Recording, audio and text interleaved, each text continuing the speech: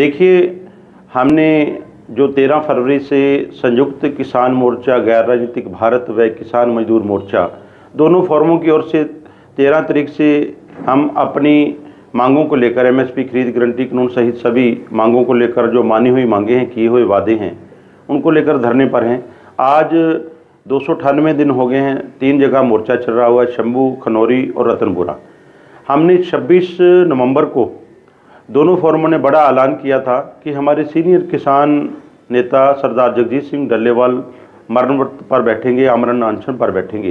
तो उस समय से आमरण अनशन पर बैठे हैं। उसके साथ साथ हमने दूसरा ऐलान किया था, अगर 10 दिनों तक भी सरकार ना जागते हुए हमारी मानी हुई मांगों को लागू नहीं करती है तो शांतमय तरीके से 6 दिसंबर को शंभू मोर्चे से जत्थों के साथ दिल्ली की ओर जाया जाएगा, कूच किया जाएगा।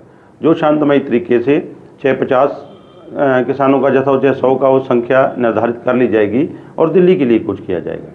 उस दौरान बहुत सारे हरियाणा के लीडरों के, जो बीजेपी के नेता हैं, चाहे कृषि मंत्री हैं, चाहे और भी हैं, पूर्व जो मुख्यमंत्री मनोहर लाल जी खट्टर हैं, उनके भी बयान आए कि किसान अगर पैदल दिल्ली जाना चाहता तो कोई दिक्कत नहीं है।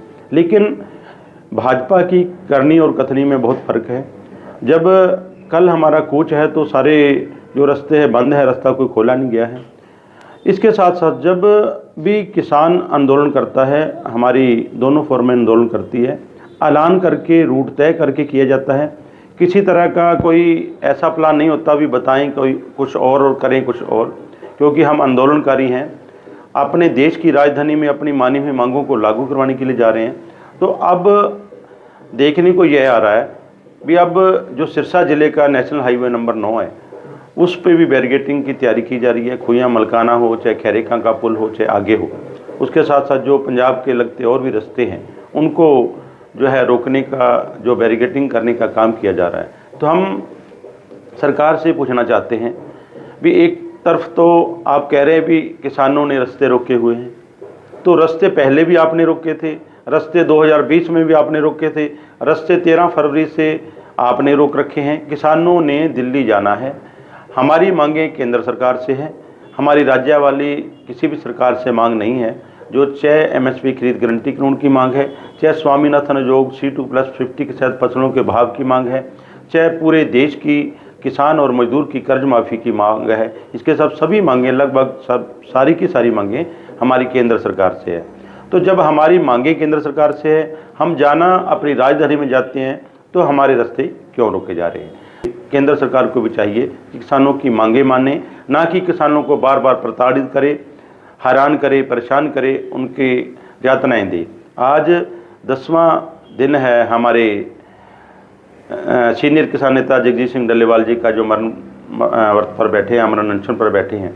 उनकी सेहत की परवाह करने की बजाय सरकार हमें रोकने का प्रयास कर रही है। अगर सच में यह सरकार अपने को किसान हितैषी मानती है तो हमारी मानी हुई मांगों को लागू करे, यही हमारी सरकार से अपील है।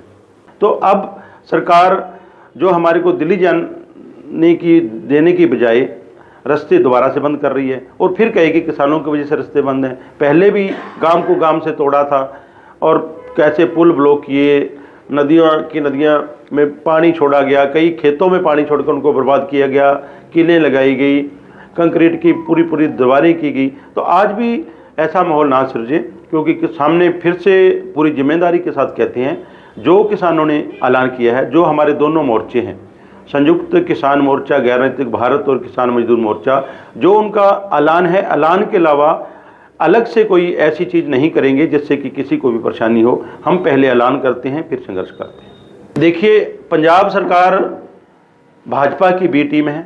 उन्होंने साबित कर दिया, जब 26 नवंबर को जगजीत सिंह डल्लेवाल ने आमरण अनशन पर बैठना था, सुबह 2:30 बजे उनको किडनैप किया गया। ट्राली जिसमें सोए हुए थे, उसका फाइबर का वो फ्रेम बना हुआ था, फाइबर तोड़ के पुलिस ने अपनी राइफल के बट से उसको तोड़कर उनको किडनैप करके ले गए।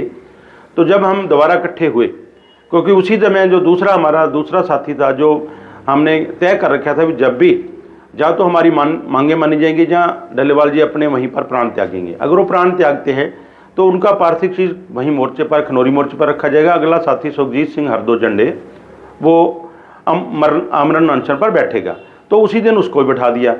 तो जो सरकार, पंजाब सरकार है, भगवंत मान सरकार, जो इनकलाबी, झूठा इनकलाबी सरकार, अपने आप को जो इनकलाबी कहते हैं झूठे इनकलाबी, और सबसे ज़्यादा किसान विरोधी ये लोग हैं, हमेशा लाठीचार्ज करते हैं।